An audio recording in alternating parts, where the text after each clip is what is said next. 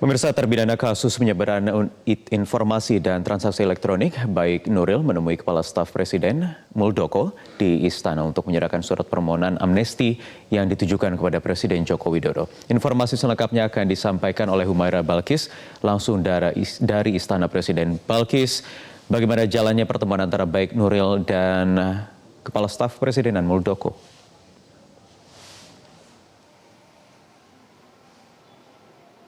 Pertemuan antara terpidana kasus pelanggaran Undang-Undang ITE, Baik Nuril dengan Kepala Staf Kepresidenan Republik Indonesia Muldoko pagi ini di Istana Kepresidenan Jakarta, tepatnya di kantor staf Presiden.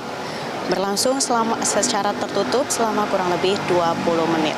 Dalam pertemuan tadi, Baik Nuril menyampaikan bahwa dirinya akan menyerahkan surat permohonan pengajuan amnesti yang ditujukan kepada Presiden Joko Widodo yang akan diserahkan secara resmi melalui Kementerian Sekretariat Negara.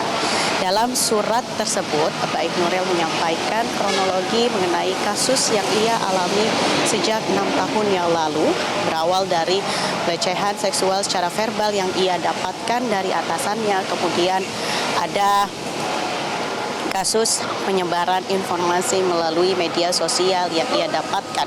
Kemudian sebetulnya pada pengadilan tingkat pertama, yaitu pengadilan negeri, ia memenangkan kasus ini, kemudian putusan dari pengadilan negeri dibatalkan oleh Mahkamah Agung melalui permohonan kasasi. Dan kemudian ia mengajukan kembali peninjauan kembali kepada Mahkamah Agung dan peninjauan kembali yang ia ajukan itu ditolak, sehingga ia pada akhirnya menjadi terpidana yang mendapatkan vonis 6 bulan penjara dan juga denda 500 juta subsidiar 3 bulan karena dianggap dipidana telah melanggar pasal 27 ayat 1 Undang-Undang ITE. Tadi Baik Nuril membacakan langsung isi suratnya, surat permohonan pengajuan amnesti yang ditujukan kepada Presiden Joko Widodo. Surat dibacakan kepada kami di hadapan media yang ada di kantor staf Kepresidenan Jakarta.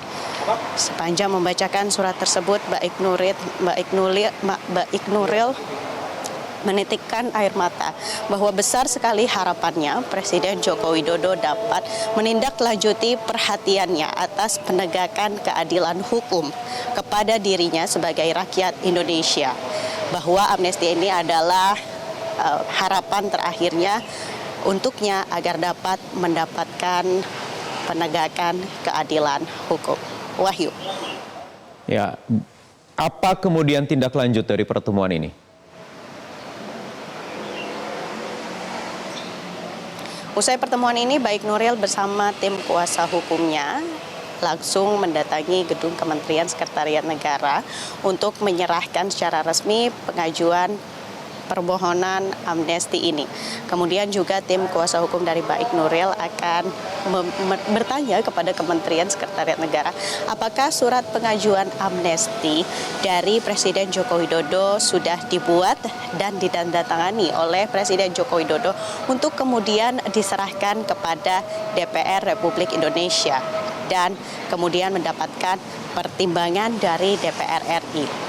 Harapannya surat pengajuan amnesti dari Presiden Joko Widodo sudah dapat diserahkan pada hari ini, hari Senin 15 Juli 2019, untuk kemudian DPR dapat membacakan surat pengajuan amnesti dari Presiden Joko Widodo ini dan dibacakan pada pembukaan sidang paripurna pada hari Selasa 16 Juli 2019 esok hari.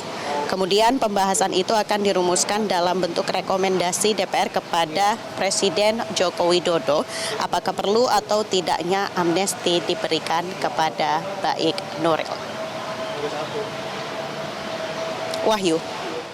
Humaira Balkis melaporkan langsung dari Istana Kepresidenan.